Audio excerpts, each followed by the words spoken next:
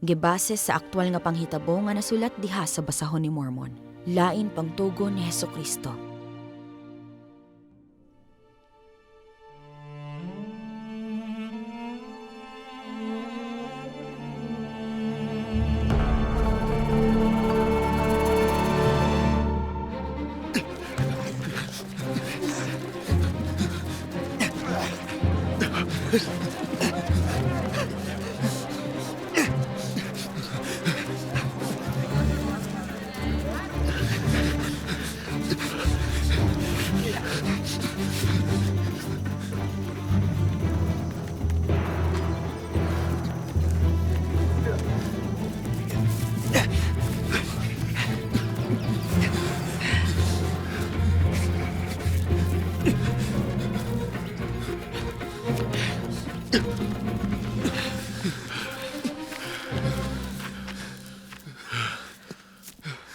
Kita, misalig sa Ginoo.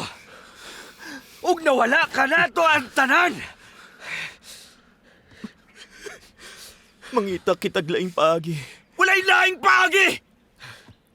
Unsay plano nimo karon? Mubalik sa balay ni anang kawatan? Patyuntan nila sa dili pa ta makasulod. Kinahanglang mamalik ta. Dili nato pakyason si Papa o ang Ginoo. Nabuang ka! Nabuang ka! Layman! Nabuang si Papa!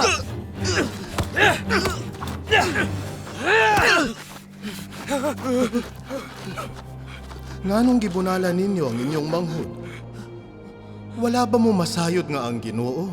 Mipili kanyang magmando kaninyo ug kinitungod sa inyong katautan. Busa, pamalik kamo sa Jerusalem. Ug ang Ginoo mutugyan kang leban sa inyong mga kamot.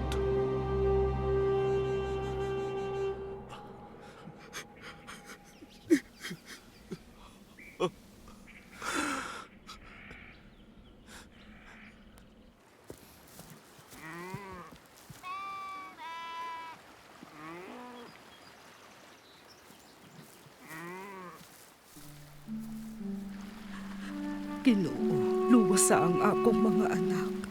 Nangamuyo ako, untay mo silang ibalik ka na mo.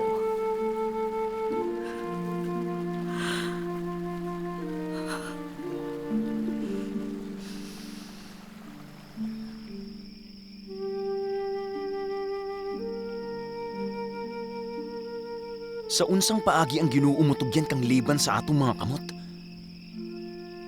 Daw siya nga gamhanan. Makamando siya og kaliman. Gani siya makapatay og kaliman. Dili pa kaha kita. Mamali kita sa Jerusalem. Magmatinud-anon kita sa pagtuman sa mga sugo sa Ginoo. Gamhanan siya kay sa tibuok yuta nganong dili man kaha. Labaw kagamhanan kay nileban og sayang kaliman. O gani sa iyang napulo kalibuan. Mangadto kita. Magmalig-on sama kang Moises. Kay siya sa pagkatinuod na mulong sa tubig sa pulang dagat ug nabahin kini. Ug ang atong mga amahan nakaagi gikan sa pagkabihag sa ugang ayuta. Nifay, dili kini parehas. Namulong ang anghel kaninyo. Magduha-duha pa mo.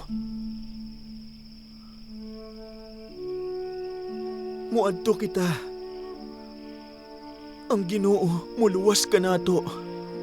Sama sa atong mga amahan.